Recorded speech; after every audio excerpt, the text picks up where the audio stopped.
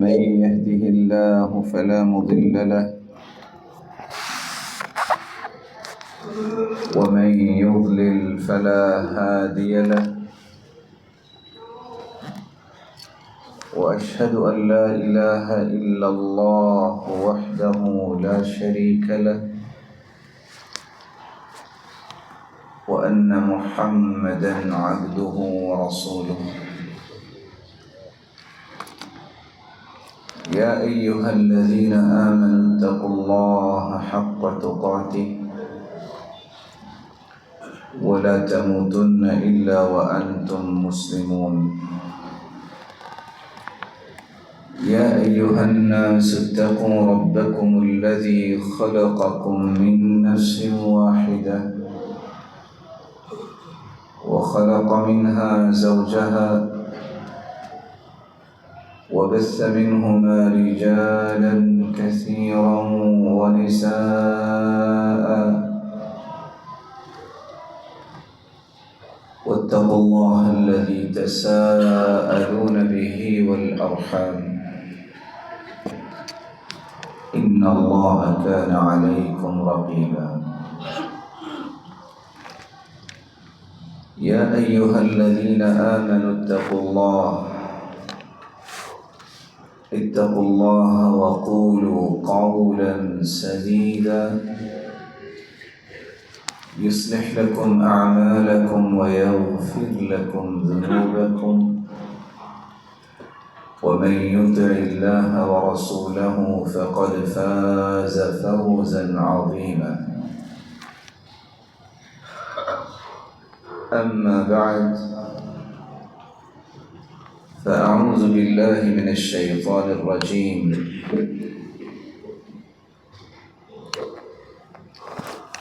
بسم الله الرحمن الرحيم وما كان ربك ليهلك القرى بظلم وأهلها مصلحون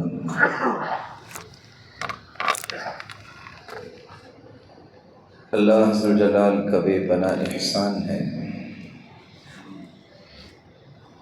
جس نے ہماری رشد و ہدایت کے لیے جہاں نوشتہ ہدایت قرآن مجید کو نازل کیا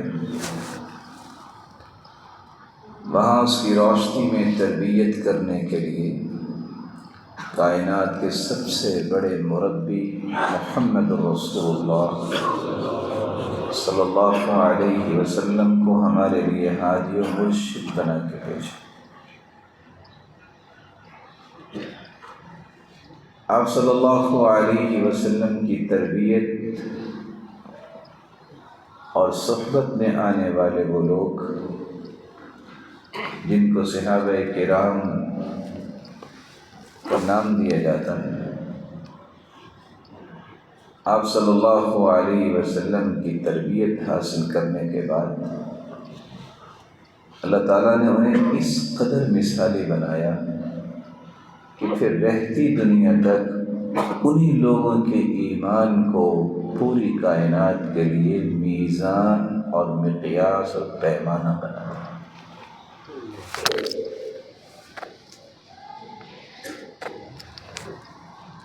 جن اصول و ضوابط میں ان کی تربیت ہوئی تھی ان میں سے ایک اصول یہ تھا کہ وہ ہستیاں صالح بنی اور پھر مصلح بنی۔ رسول اللہ صلی اللہ علیہ وسلم نے پہلے انہیں صالح بنایا، پھر انہیں مصلح بنایا، اور قرآن اس بات کی گواہی دیتا ہے وَمَا كَانَ رَبُّكَ لِيَهْلِكَ الْقُرَىٰ بِظُلْمٍ وَأَهْلُهَا مُصْلِحُونَ۔ کسی بھی بستی کو اللہ ذو جلال ہلاک نہیں کرتے جس بستی، جس شہر، جس معاشرے کے اندر اصلاح کرنے والے موجود ہیں۔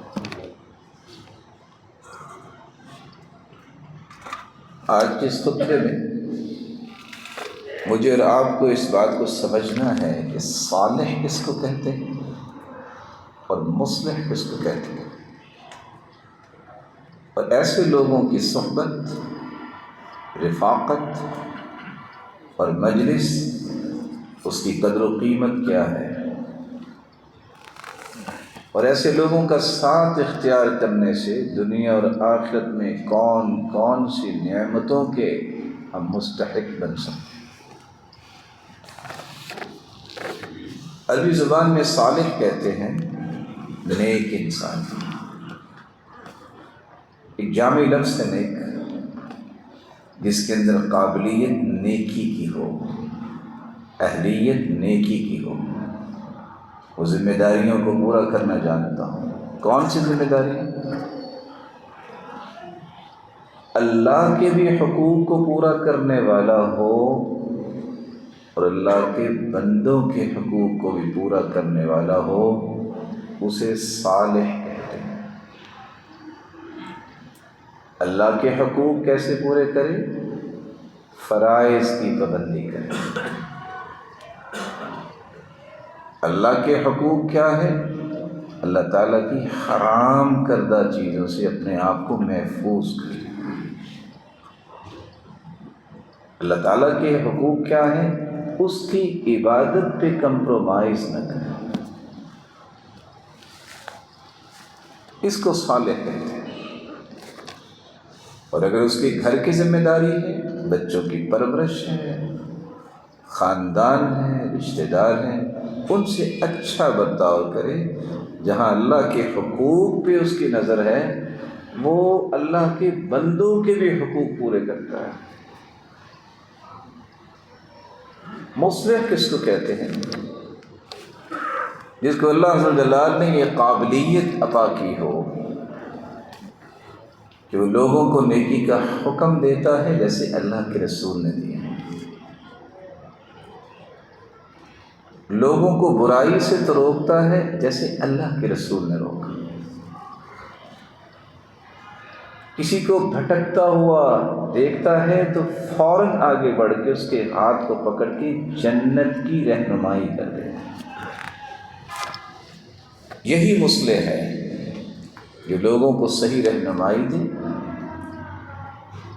جو لوگوں کو جنت کی راہ دکھائے اور استقامت پہ ان کی زندگیاں لگانے کے لیے ہر وقت ان کے ساتھ جڑا رہے۔ صحابہ کرام کی زندگیوں پہ اگر ہم نظر دوڑائیں تو آج تلک نہ ان جیسا کوئی صالح نظر آتا ہے، نہ ان کی مصلح نظر آتا ہے۔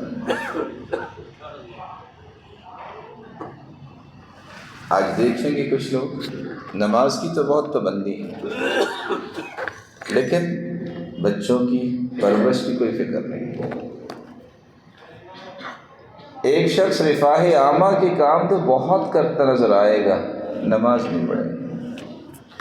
تو جب تک میرے بھائی اللہ کے حقوق اور اللہ کے بندوں کے حقوق دونوں کو آپ پورے نہیں کرتے، آپ صالح نہیں بن سکتے۔ دو حدیثیں سن لیجئے اس بات کو سمجھنے کے لیے کہ ایک عورت، صحیح مسلم کی روایت ہے، بڑی تہجد گزار تھی، نفلی روزے بھی رکھتی تھی، لیکن اس کے پڑوسی اس سے تنگ تھے۔ آپ نے فرمایا یہ جہنمی عورت ہے، یہ جہنم میں جائے گی۔ دوسری روایت بھی رسول اللہ صلی اللہ علیہ وسلم کی کہ سیدہ عائشہ رضی اللہ تعالیٰ عنہ نے سوال کیا کہ یہ عبداللہ بن جدعان جو ہے بڑا امیر تھا، لوگوں سے قرضے لیے اور آخر دوڑ گیا، جہاں جا کے چھپا، یہ غار میں سونے کا ہرن کسی نے بنا کے چھپایا ہوا تھا، اس کو مل گیا، اس نے آ کے 1000 اونٹ ذبح کیے، 1000 گائے ذبح کی، ستو پلائے، لوگوں کی دعوتیں کی، بڑے کام کیے۔ تو سیدہ عائشہ رضی اللہ تعالیٰ عنہ نے سوال کیا، اللہ کی رسول اتنی نیکیاں کرنے والا، اس کو بھی اللہ نہیں بخشیں گے؟ تو فرمایا وَلَمْ يَقُلْ يَوْمًا رَبِّ اغْفِرْ لِي خَطِيئَتِي يَوْمَ الدِّينِ، اس نے ایک دن نہیں کہا کہ یا اللہ مجھے معاف کر دے۔ پوری دنیا کو بھی آپ بلڈ کر لیں گے اپنے مقاصد کے لیے، اپنی سوچ کے مطابق، جب تک اللہ کے حقوق نہیں پورے کریں گے آپ صالح نہیں بن سکتے۔ اور مصلح، جب تک آپ کے دل و دماغ میں یہ تڑپ نہ ہو کہ میں نے اپنے بھائی کو وہی راستہ دینا ہے جس راستے کو میں پسند کرتا ہوں، جب تک اپنے لیے جو چیز پسند ہے وہ اپنے بھائی کے لیے آپ کی تڑپ نہیں ہوگی، آپ مصلح نہیں بن سکتے۔ ممبر و محراب یہ ایک امانت ہے اور ذمہ داری ہے۔ یہاں اگر کھڑے ہو کے آپ خبریں سنائیں گے، قصے کہانیاں سنائیں گے، اس کا مطلب ہے کہ آپ اپنے مشن میں مخلص نہیں ہیں، کیونکہ یہ ممبر و محراب پہ اللہ کے رسول صلی اللہ علیہ وسلم نے جو بات کی ہے، مخلوق کو خالق سے جوڑا ہے۔ ایک ہی نیت،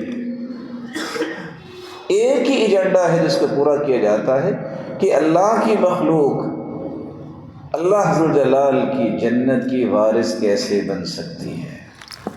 اللہ ذوالجلال ہمیں صالح بھی بنائے اور مصلح بھی بنائے۔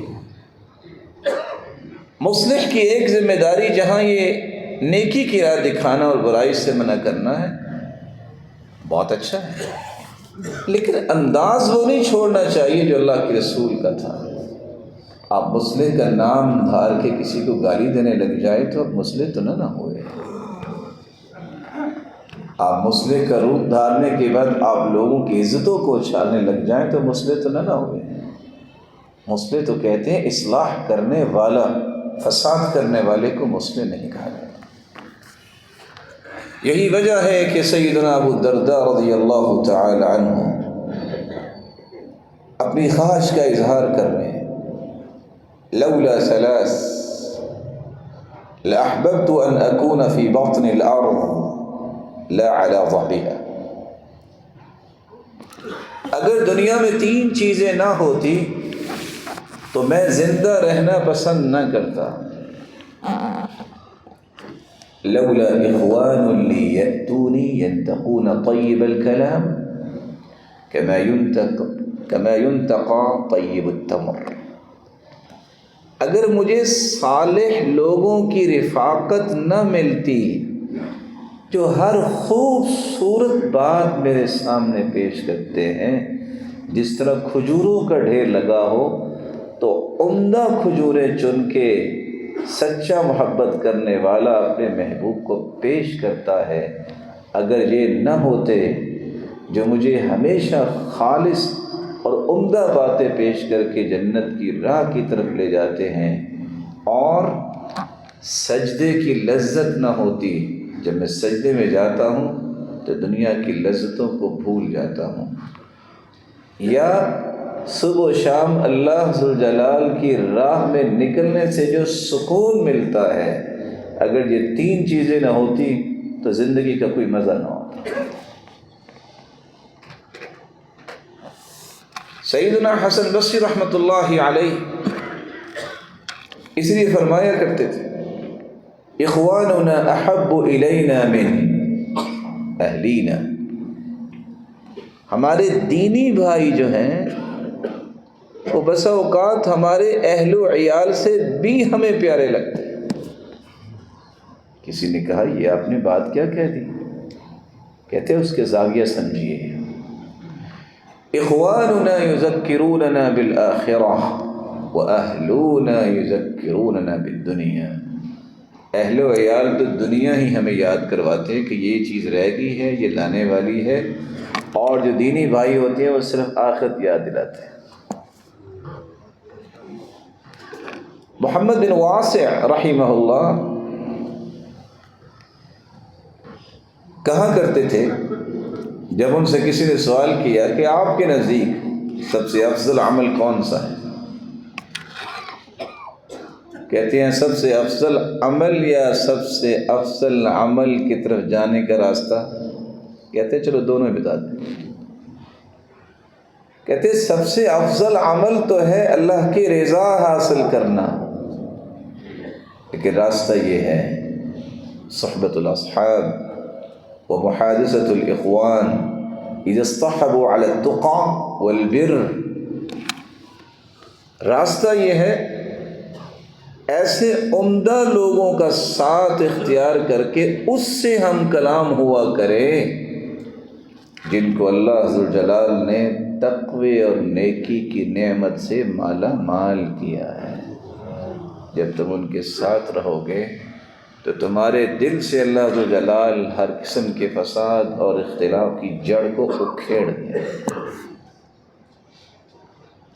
مالک بن دینار رحمہ اللہ، جس طرح دینار آج بھی مہنگا ہے، مالک بن دینار کی جب بھی کوئی بات سننے پڑھنے کو ملے اس سے مہنگی کوئی بات نہیں ہوتی۔ مالک بن دینار کہتے ہیں ان تنقل الاحجار مع الابرار خیر لك من ان تأکل الخبیث مع الفجار۔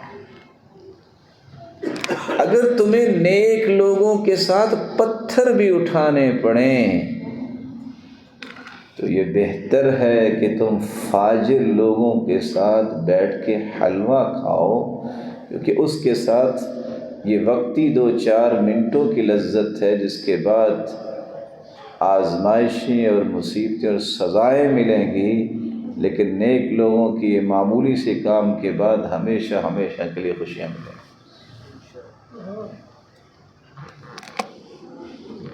اس لیے ابن ابی دنیا کہا کرتے تھے کہ پوچھنے والے نے پوچھا کہ خزانے تو دنیا میں بہت ہیں، لیکن سب سے بہترین خزانہ کون سا ہے؟ کہا دنیا کے خزانے یا آخرت کے؟ کہا دونوں ہی بتا دو۔ کہ اگر دونوں خزانوں کے مالک بننا چاہتے ہو تو 3 کام اختیار کر لو، اللہ دونوں خزانوں کے مالک بنا دیں گے۔ قیام اللیل، تہجد گزار بن جاؤ۔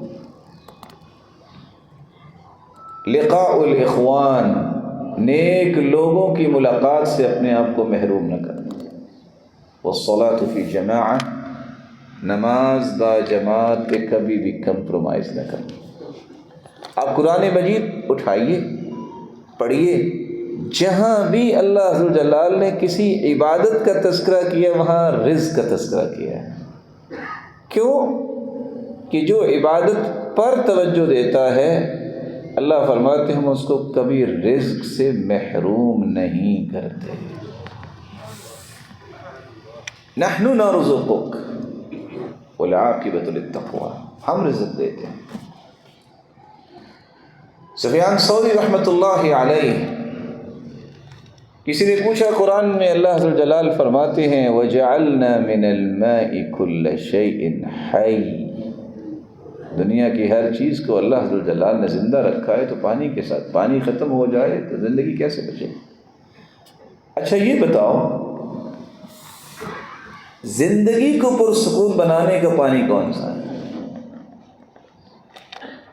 قال لقاء الاخوان، اگر زندگی کو پرکیف بنانا ہے نیک لوگوں کے ساتھ ملاقات رکھو، ان کے ساتھ بیٹھو، تمہاری زندگی میں کبھی تکدر نہیں آئے گا، تم ہمیشہ خوشیوں کی زندگی گزارو۔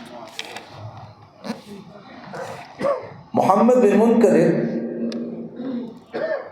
رحمہ اللہ رحمۃ واسعہ اور سفیان ثوری کا یہ قول سمجھنے والا ہے۔ آج ہمارے اندر یہ تڑپ ہی ختم ہو گئی ہے کہ ہم نیک لوگوں کے ساتھ بیٹھے، ان کے مجلس اختیار کریں، ان کو ملیں۔ ہمیں صرف یہ فکر لاحق ہو گئی ہے کہ ہمارا سٹیٹس جو ہے وہ کیسے بہتر ہو سکتا ہے، کسی بڑے کے ساتھ بیٹھے۔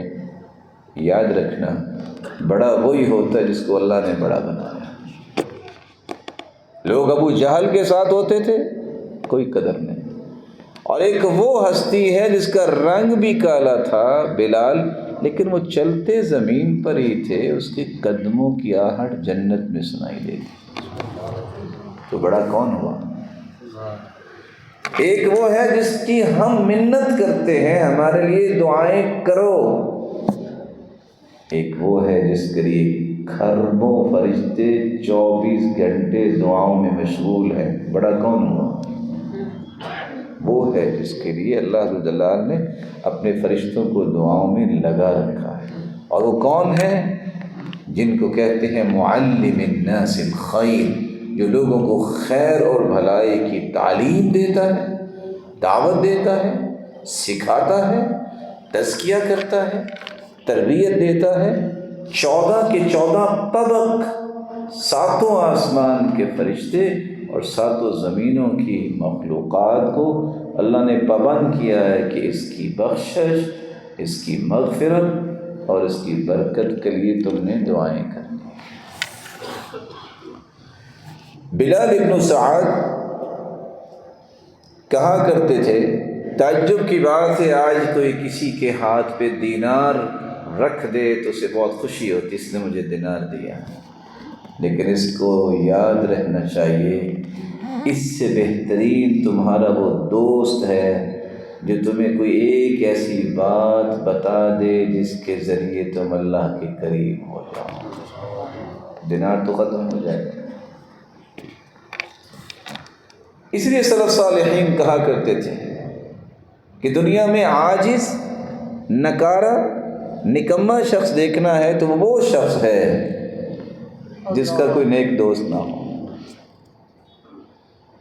اور ساتھ ہی کیا کہتے ہیں، اس سے نکما وہ ہے کہ جس کو نیک دوست میسر آئے پھر اس سے فائدہ نہ لیا، ان سے کسب فیض نہیں کیا اور ان کی نیکی کو سمجھا نہیں۔ اللہ ذو جلال ہمیں نیک لوگوں کی قدر کی توفیق عطا فرمائے۔ اس لیے احمد ابن حرب اپنا مشاہدہ بیان کرتے ہیں، عبدت اللہ 50 سنہ فما وجدت حلاوة العبادة حتى تركت 3 اشیاء۔ لوگوں، میں نے 50 سال عبادت کی ہے، عمر 60 سال ہو گئی، لیکن 50 سال کی عبادت میں مجھے لذت اور مٹھاس نہیں محسوس ہوئی جب تک میں نے 3 کام نہیں کر لیے۔ پوچھا وہ کون سے 3 کام ہیں؟ کہتے پہلا کام یہ ہے کہ میں نے لوگوں کو راضی کرنا چھوڑا، رب کی رضا کو سامنے رکھا، اللہ نے میری زبان پہ حق کو جاری کر دیا۔ دوسرا، میں نے دنیا کی رنگینی کو اور لذتوں کی پرواہ نہیں کی، اللہ کی عبادت پہ لگا رہا، اللہ ذو جلال نے دنیا بھی دے دی اور اخروی زندگی کی وہ خواہشات بھی پوری ہوتی نظر آئی۔ اور تیسرا، میں نے برے لوگوں کو پیچھے کر دیا، اللہ نے ایسے ہیرے مجھے عطا کیے کہ ہر وقت میں خوشی میں رہتا ہوں۔ رسول اللہ صلی اللہ علیہ وسلم نے صحابہ کرام کو یہی تربیت دی تھی۔ ان کی تربیت کا اصول یہ تھا کہ صالح بنو، مصلح بنو، اور صالح اور مصلح لوگوں کی قدر کرو۔ شقیق بلخی بیان کرتے ہیں، لوگوں کا دعویٰ ہوتا ہے کہ میری توبہ تو قبول ہو گئی، لیکن انہیں یاد یہ رکھنا چاہیے کہ توبہ کی قبولیت کے لیے جہاں بقیہ شروط ہے وہاں 3 شرطیں ضروری ہیں۔ پوچھا وہ کون سی 3 شرطیں؟ یہ تو پتہ ہے کہ خلوص نیت سے توبہ کرے، یہ تو پتہ ہے کہ گناہ چھوڑ دے، یہ تو پتہ ہے کہ شرمندہ ہو جائے، یہ تو پتہ ہے کہ عزم کرے ہم دوبارہ برائی نہیں کریں گے۔ وہ 3 شرطیں کون سی ہیں؟ تو پہلی شرط یہ ہے البکاء علی ما سلف، جو کچھ ہو چکا صرف شرمندہ نہ ہو اللہ کے سامنے، اپنی آنکھ سے مکھی جتنا ایک آنسو نکال لے، یہ جہنم کی آگ کو ختم کر دے۔ والخوف من الوقوع فی الذنب، اور اس کے بعد پھر اس خوف میں رہے کہ یا اللہ مجھے اس گناہ میں دوبارہ جانے کی ہمت نہ دینا۔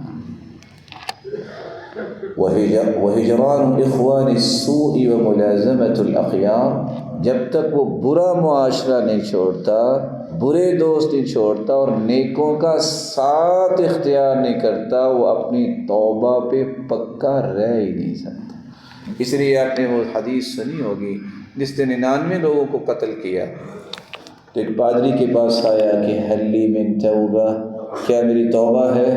اس نے کہا اتنے بڑے ظالم اور توبہ کی بات کر رہے. اس نے تلوار نکالی، اس کی بھی گردن اڑا دی. اب 100 کا قاتل بن گیا.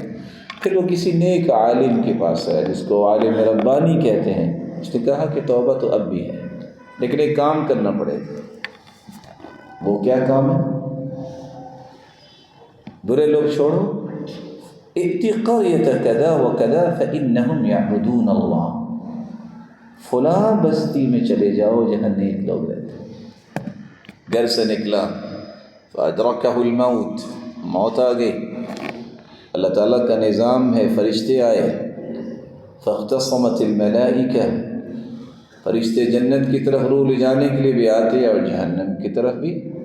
ان کی تو تکرار ہوئی، اللہ نے ایک فرشتہ بھیجا. وہ کہیں اس نے کام تو کیا کوئی نہیں، جنتی کیسے ہو؟ دوسرے فرشتے کہتے ہیں جب اس نے توبہ کر لی، ارادہ کر لیا کہ میں نیک لوگوں کے پاس ہی رہوں گا، یہ جنتی ہے. کام کوئی نہیں ابھی کیا، پہنچا نہیں ہے نیک لوگوں کے پاس. اور یہاں ایک حدیث ساتھ ملا لیجئے، جابر بن عتیق رضی اللہ تعالی عنہ کی روایت ہے، ان اللہ قد اوقع اجرہ علی قدر نیتہ. انسان جب کسی نیکی کی نیت کرتا ہے تو اللہ اجر لکھوا دیتے ہیں. جب نیکی کرتا ہے تو پھر 10 70 700 گنا الی اضعاف کثیرہ، انلمیٹڈ اجر پھر لکھا جاتا ہے. اللہ نے ایک فرشتہ بھیجا، اچھا فیصلہ کرواؤ. اس نے فیصلہ کرواتے وقت کہا قیسوا بینہما، پیمائش کرو کہ اس کا جسد خاکی برے لوگوں کے قریب ہے کہ نیک لوگوں کے قریب. پیمائش کی گئی. اللہ تعالیٰ نے زمین کو بھی حکم دیا سکڑ جاؤ. ایک بلشت اس کا جسد خاکی نیک لوگوں کے قریب تھا، ایک بلشت. فیصلہ ہو گیا یہ جنتی. اس لیے یاد رکھیے، آپ جب نیک لوگوں کی مجلس کی طرف ایک قدم اٹھاتے ہیں کہ میں نے کسی عالم ربانی کے پاس بیٹھنا ہے، کچھ سیکھنا ہے، میں نے نیک مجلس میں جانا ہے جہاں اللہ اس کے رسول کی بات ہو رہی ہے، بس اوقات ایک قدم اٹھانے سے بھی میرے اور آپ کے لیے جنت کا سودا بن جائے، کیونکہ قدم تو ایک برس سے بڑا ہی ہوتا ہے. رسول اللہ صلی اللہ علیہ وآلہ وسلم نے اس بنیاد پر صحابہ کی تربیت. اس لیے امام ابن القیم کہا کرتے تھے کاش لوگوں کو یہ بات سمجھ میں آ جائے. جب اللہ ذوالجلال نے علماء، صالحین، مصلحین کے وجود کو نعمت بنایا ہے کہ ان کے بغیر دنیا کی روشنی کوئی نہیں. جیسے کہ سیدنا حسن بصری کہا کرتے تھے الدنیا کلھا ظلمہ الا مجالس العلماء، دنیا ساری کی ساری تاریک ہے، صرف روشن ہے تو وہ اہل علم اور صالحین، نیک اور مصلح لوگوں کی مجالس ہے جہاں انسان کو روشنی میسر آتی.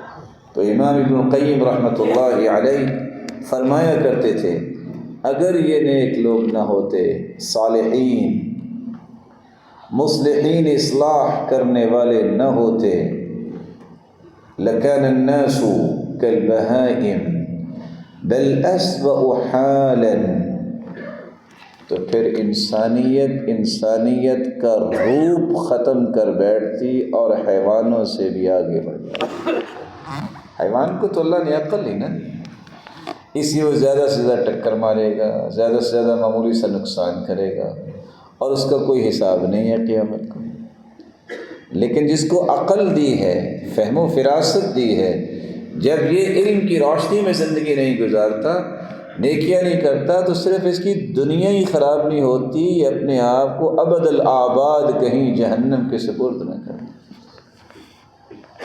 اس لیے کہا کرتے تھے کان موت العالم مصیبہ لا یجبرها، اگر کسی معاشرے میں نیک عالم دنیا سے رخصت ہو جائے تو یہ ایک ایسا نقصان ہے جو پورا نہیں ہو سکتا. عبداللہ ابن عمر رضی اللہ تعالی عنہ اس لیے فرمایا کرتے تھے کہ اللہ کے رسول نے فرمایا تھا اللہ ذوالجلال دنیا کو علم سے محروم کر دیں گے. علم کھینچ لیں گے۔ کیسے کھینچ لیں گے؟ کہاں علماء کو اللہ اٹھا لیں گے، باقی رہ جائیں گے جاہل۔ لوگ ان سے مسائل پوچھیں گے، وہ جہالت کی بنیاد پہ فتویٰ دیں گے، خود بھی گمراہ ہوں گے اور اپنے غلط فتووں کے ساتھ لوگوں کو بھی گمراہی کریں گے۔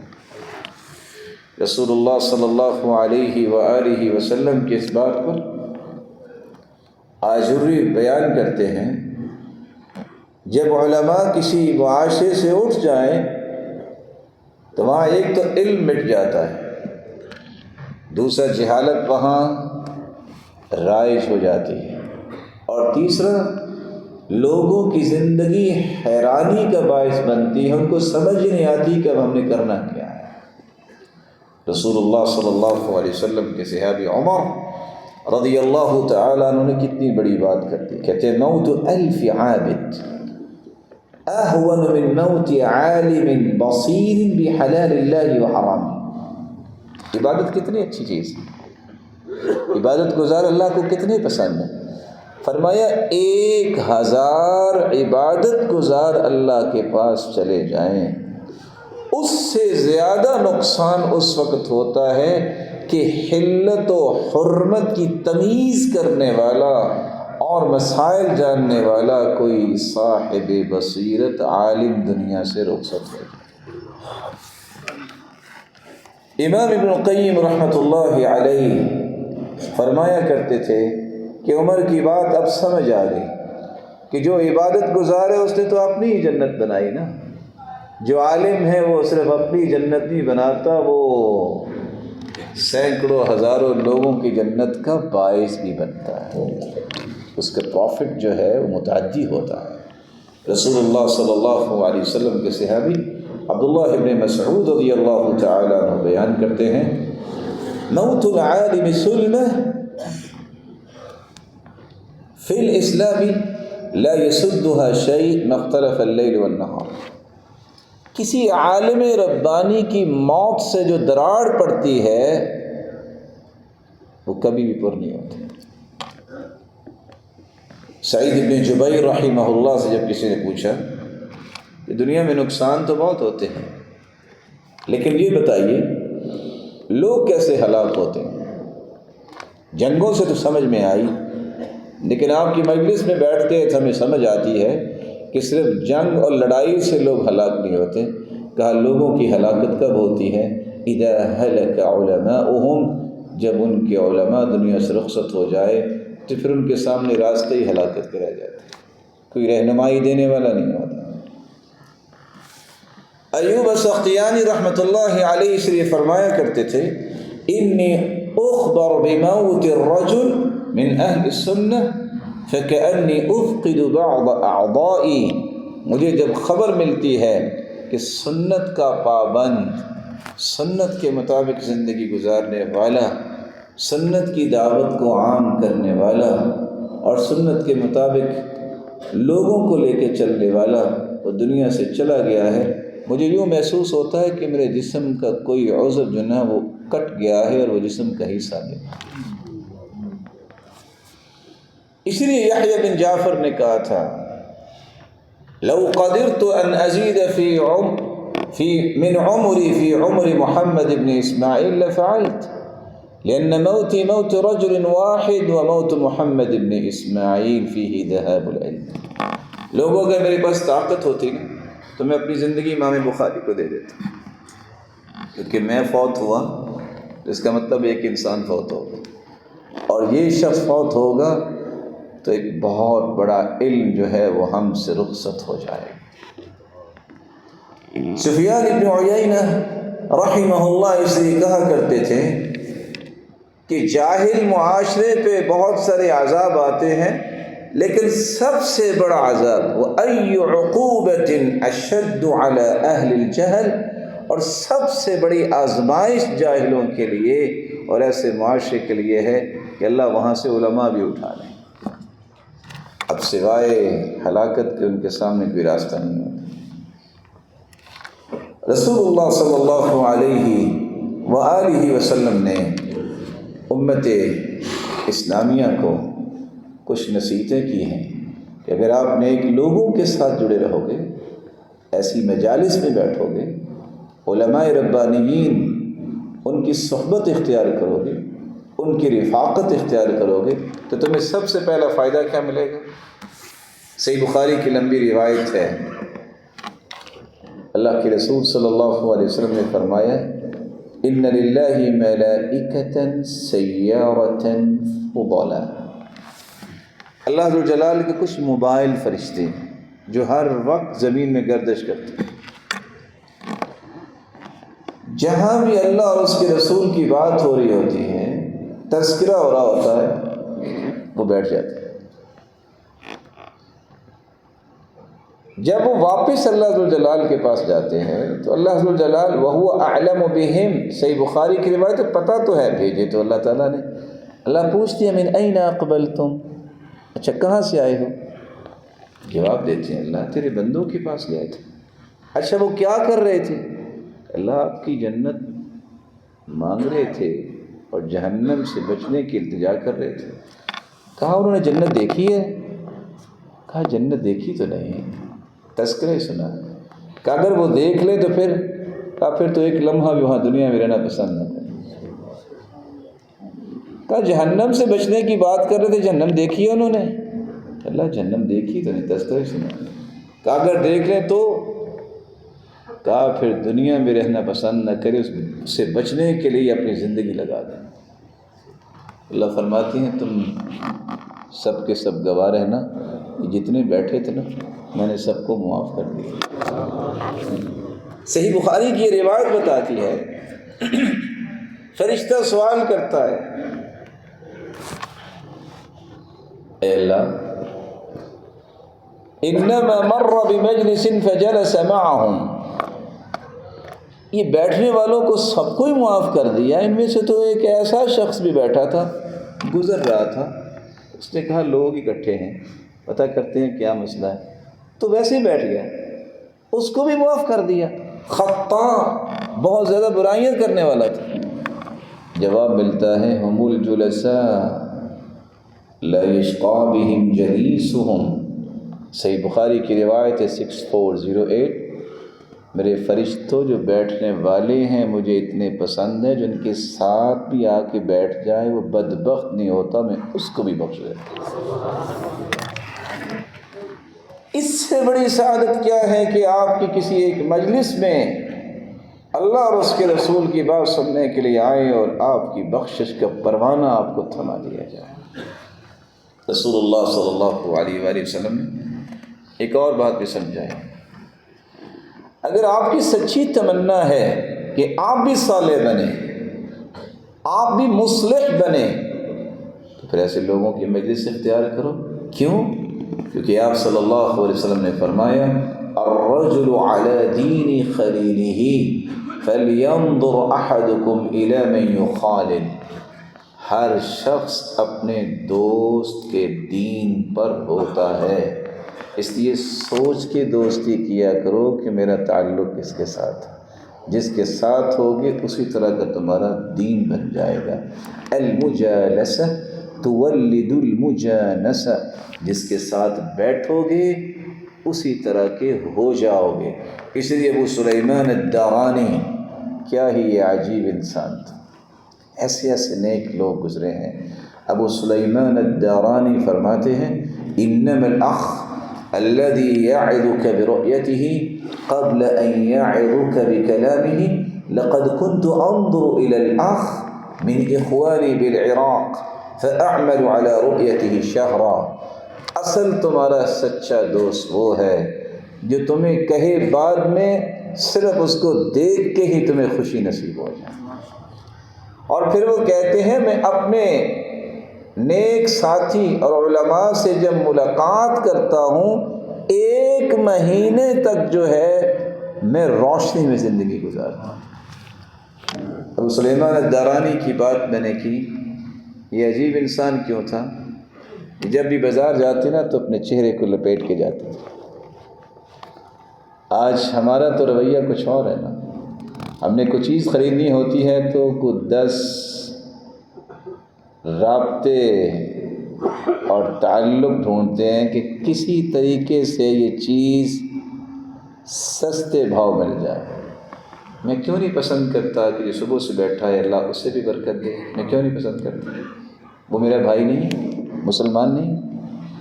ابو سلیمان الدارانی جب بازار میں جاتے تو چہرہ کو لپیٹتے، کیونکہ لوگ پہچان لیتے اور پیسے نہیں لیتے تھے۔ چہرے کو لپیٹ کے گیا، ایک شخص نے دیکھ لیا، پھر بھی کہتا ہے الشطر، آدھی قیمت لینا۔ جب قیمت ادا کی تو اس نے پیسے واپس کیے، چیز وہاں چھوڑی چل دی۔ کہتے کیا ہوا؟ کہتے نشتری باموالنا لا بدیننا، ہم چیزوں کو اپنے مال سے خریدیں گے، اپنے دین سے نہیں خریدیں گے۔ آج جو میرے پاس 10 کارڈ پڑے ہوتے ہیں کہ کسی طریقے سے مجبور کر کے کسی شریف انسان کو میں چھڑا لوں، اس کو نقصان ہو جائے، وہ مجھے پسند ہے، وہ میرا مسلمان بھائی نہیں۔ تجارت سیکھنی ہے تو سلف سے سیکھو، جو صبح کی نماز کے بعد اپنی دکان کھولتے، جب دیکھتے کہ میری ہی دکان پہ سب لوگ آ رہے ہیں تو بند کر دیتے، کہتے بھائی ادھر بھی جاؤ، وہ بھی دکان کھلی۔ اس سے پوچھا جاتا کہ آپ نے بند کیوں کر دی؟ کہتے نہیں، میں نے جتنا کمانا تھا کما لیا۔ جب تک یہ خیر خواہی اور تڑپ نہیں ہوگی کہ میرے بھائی کو بھی خوشی نہ ملے، میں صالح کیسے بن سکتا ہوں، میں مصلح کیسے بن سکتا ہوں؟ رسول اللہ صلی اللہ علیہ وآلہ وسلم نے اسی لیے تو صحابہ کرام کو یہ وصف دیا تھا کہ آج اس صحیح بخاری کی روایت کو پڑھتے ہیں، خوشی بھی ہوتی ہے، رونا بھی آتا ہے اور تعجب بھی ہوتا ہے۔ صحابی کو اللہ کے رسول نے فرمایا کون ہے اس کی مہمان نوازی کرے؟ کہا میں کروں گا۔ کال کر کے نہیں پوچھا کہ لے آؤں کہ نہ لاؤں، کوئی مسئلہ ہے دیکھ لینا، پھر پریشان نہ کرنا کہ کوئی چیز ہے نہیں۔ میں آج کے رویے کی بات کروں، گھر کے پوچھا ہاں کچھ ہے؟ کہا میرے لیے اور آپ کے لیے بھی نہیں ہے، الا قوت الصبیان، بس بچوں کے لیے۔ کہا اچھا ایسا کرو، چراغ گل کرو، بچوں کو سلا دو اور مہمان کی مہمان نوازی کریں، اللہ کے رسول کا مہمان ہے۔ صحیح بخاری کی روایت یہ بتاتی ہے روشنی نہیں ہے، صحابی ساتھ بیٹھ گئے ہیں اور یہ ثابت کر رہے ہیں، دکھا رہے ہیں کہ وہ بھی کھا رہے ہیں لیکن کھایا نہیں۔ آپ اس کو تھوڑا سا تخیلات میں جائیے کہ وہ کیا کر رہے ہوں، کیسے اس کو پتہ چل رہا ہوگا کہ یہ کھا رہے ہیں۔ جب صبح آئے تو اللہ جلال نے آیت اتار دی، وَيُؤْثِرُونَ عَلَىٰ أَنفُسِهِمْ وَلَوْ كَانَ بِهِمْ خَصَاصَةٌ، ضرورت مند بھی ہوں تو دوسروں کو ترجیح دیتے ہیں۔ اللہ جلال نے اپنے پیغمبر کو خبر دے دی اور اللہ کے رسول نے خوشخبری سنا دی کہ اللہ جلال کو یہ بڑا اچھا لگا۔ آج ہم تو کسی کی ضرورت اور کسی کی مجبوری سے ناجائز فائدہ اٹھانے کے لیے ایک نہیں 10 تیار ہو جائیں گے، آکشن کا اعلان آتا جائے، کتنے لوگ دوڑتے ہیں۔ صحابی جریر بن عبداللہ البجلی نے گھوڑا خریدا اپنے غلام کے ذریعے اور 300 درہم کا خریدا، گھوڑا بہت اچھا تھا۔ غلام جب واپس آیا تو خود اس کے مالک کے پاس گئے جو اس کی قیمت لینے آیا، کہتے ہیں مجھے یہ 400 کا بیچو گے؟ دیکھیں آپ کے غلام نے تو 300 کا خریدا، نہیں تم میرے ساتھ سودا کرو، 500 کا بیچو گے؟ اتبیعہ ب500 درہم فلم یزل یزیدہ 100 ف100 حتی بلغ 800 درہم۔ غلام نے 300 کا خریدا اور مالک نے 800 دیے۔ لوگوں نے کہا لو غلام یہ عقل مند نکلا، کہتے ہیں نہیں، جب میں نے اسلام قبول کیا تھا تو میں نے ہاتھ پہ ہاتھ رکھ کے یہ وعدہ کیا تھا اللہ کے رسول سے، وَالنُّصْحِ عَلَى كُلِّ مُسْلِمٍ، میں ہر مسلمان کی خیر خواہی کروں گا۔ یہ میرا بھائی مجبور ہے، میں اس کی مجبوری سے ناجائز فائدہ نہیں لے سکتا۔ یہ تھا معاشرہ صالح لوگوں کا، یہ تھا معاشرہ مصلح لوگوں کا۔ اللہ ذو جلال ہمیں بھی ایسا ایمان نصیب فرمائے۔ وآخر دعوانا الحمدللہ الحمدللہ علی احسانہ والشکر له علی توفیقہ وامتنانہ، اما بعد فاعوذ باللہ من الشیطان فانہ عدو للانسان۔ آپ صالح اور مصلح لوگوں کے ساتھ بیٹھیں گے تو آپ کے اندر بھی یہ صلاحیت آئے گی اس لیے امام ابن القیم رحمۃ اللہ علیہ فرمایا کرتے تھے آپ کی ایک مجلس بھی بسا اوقات 6 چیزوں کا باعث بن جائے گی اور آپ کو 6 چیزوں کی برائی سے بچا لے گی۔ نیک لوگوں کے پاس بیٹھیں گے، اللہ، اس کے رسول، قرآن، اسلام، آخرت کے بارے میں جو تمہارے ذہنوں میں شکوک و شبہات ہے وہ ختم ہو جائیں گے اور یقین پیدا ہو جائے گا۔ آپ کے اندر کسی قسم کی ریاکاری ہے وہ ختم ہوگی اور اخلاص پیدا ہو جائے گا۔ وَمِنَ الْغَفْلَةِ إِلَى الذِّكْرِ، آپ غافل ہیں، کبھی اللہ کا ذکر نہیں کیے تو آپ نے ایک مجلس سے اٹھ کے جائیں، آپ کو سمجھ آئے گی کہ ذکر مجھے بھی کرنا چاہیے۔ وَمِنَ الرَّغْبَةِ فِي الدُّنْيَا إِلَى الرَّغْبَةِ فِي الْآخِرَةِ، پہلے دنیا میں دھتے پھر آپ کو فکر لگ جائے گی کہ آخرت کا بھی کوئی خیال کرنا چاہیے۔ وَمِنَ الْكِبْرِ إِلَى التَّوَاضُعِ، اور اگر آپ کے اندر کبر ہے، تکبر ہے، گھمنڈ اور غرور ہے، ایک مجلس بسا اوقات آپ کے اندر عاجزی اور انکساری پیدا کر دے گی۔ نانا، تکبر والا تو جنت میں نہیں جائے گا، آپ تکبر چھوڑ دیں۔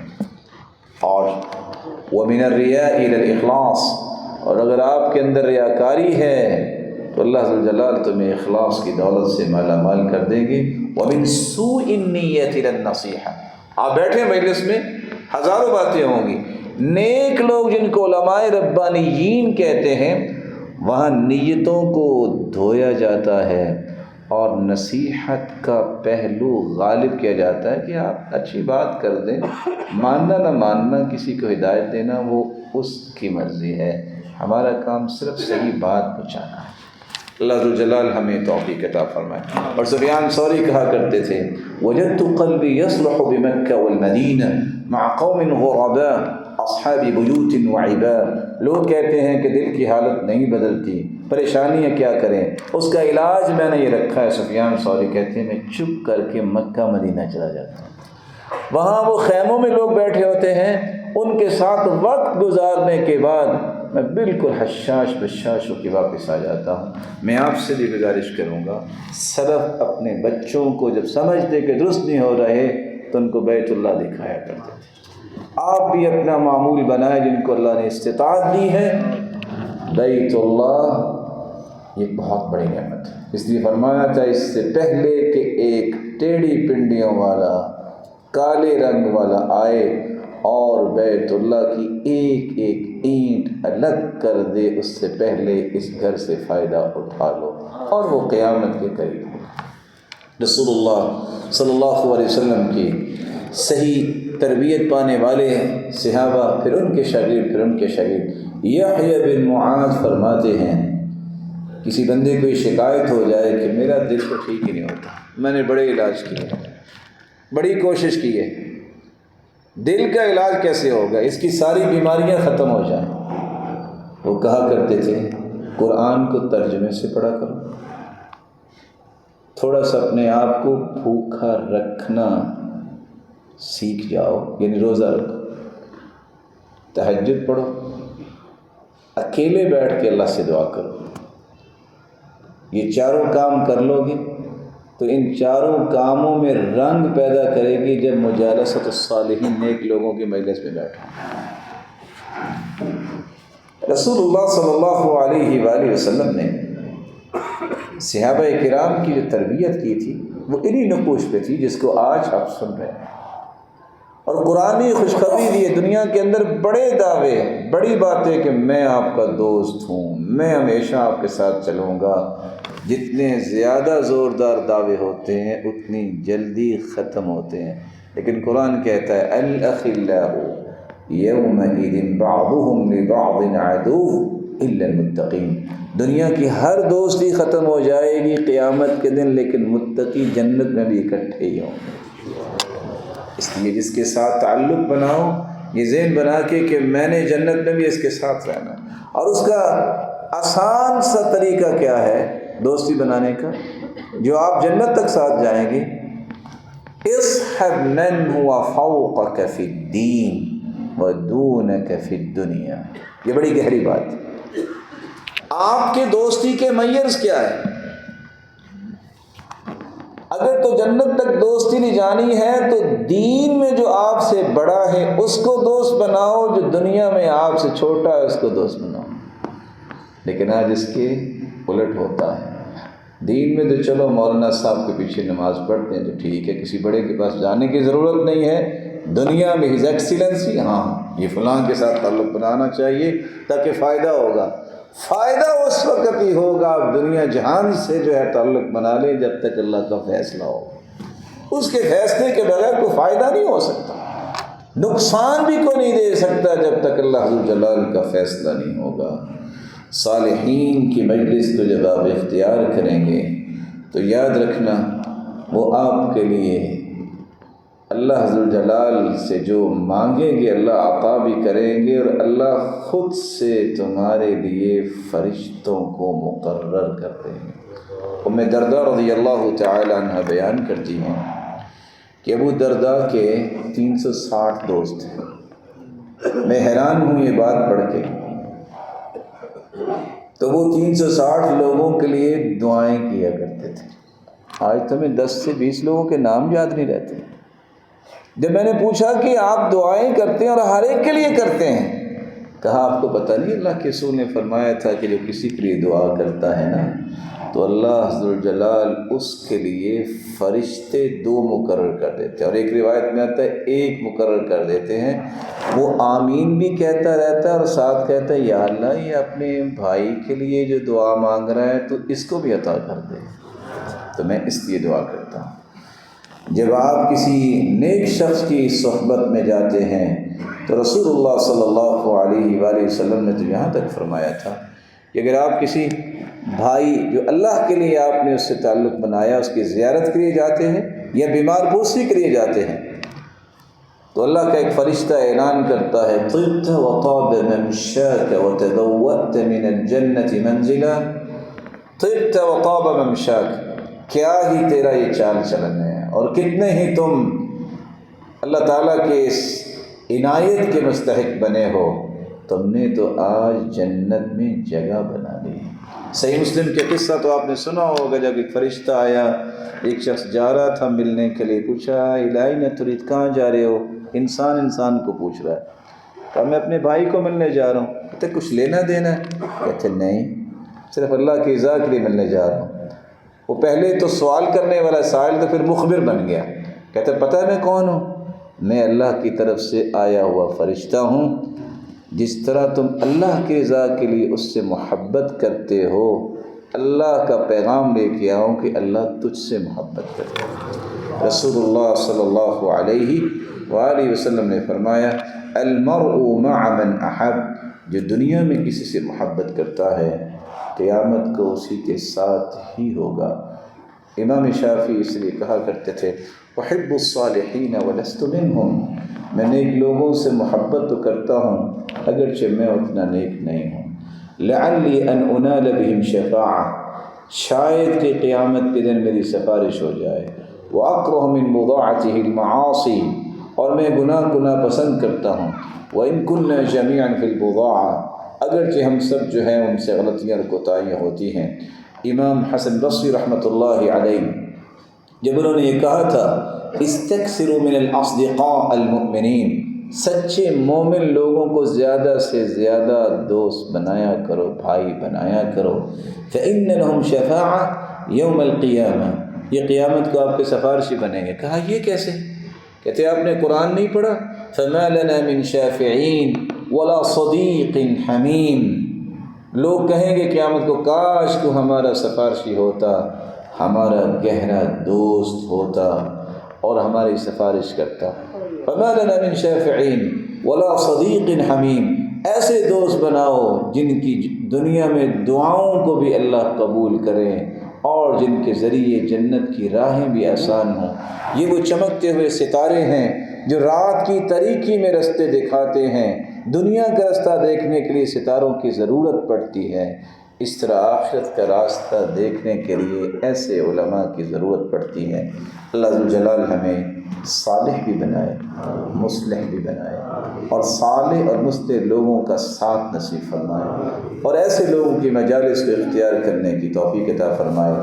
لیکن یاد رکھیے گا 5 چیزوں کو کہ جب تک عقیدہ ٹھیک نہیں ہوگا، جب تک فرائض کی پابندی نہیں ہوگی، جب تک قول اور عمل میں عدل و انصاف نہیں آئے گا، جب تک صالحین کی مجلس نہیں اختیار کی جائے گی، اور جب تک میں دعا نہیں کروں گا کہ یا اللہ، جو صحابہ دعا کرتے تھے اللہم یسر لی جلیسا صالحا، یا اللہ میں تو اتنا اچھا نہیں ہوں، مجھے کوئی صالح دوست عطا فرما دے جس کے پاس بیٹھ کے میں تیری جنت کے بارے میں سمجھ سکوں اور تیرے قریب ہو جاؤں۔ اس وقت تک یہ خواہش پوری نہیں ہوتی۔ اللہ ذوالجلال جتنے بھی یہاں تشریف فرما ہیں سب کو ایمان اور صحت اور خوشی اور عزت والی لمبی زندگی عطا فرمائے، اور نیک لوگ جو گزشتہ دنوں دنیا سے چلے گئے اللہ ذوالجلال ان کو کروڑہا رحمتوں سے نوازے، کروٹ کروٹ رحمتوں سے نوازے، اور جو موجود ہے اللہ ان کی حفاظت فرمائے۔ اور اللہ ذوالجلال جتنے یہ تیرے بندے بیٹھے ہیں تیری رضا کے لیے تیرے گھر میں آئے ہیں، اللہ ان کو جنت میں بھی جمع فرما، اور اپنے محبوب کا ساتھ نصیب فرما، اور اپنے دیدار کا مستحق بنا۔ وآخر دعوانا الحمدللہ۔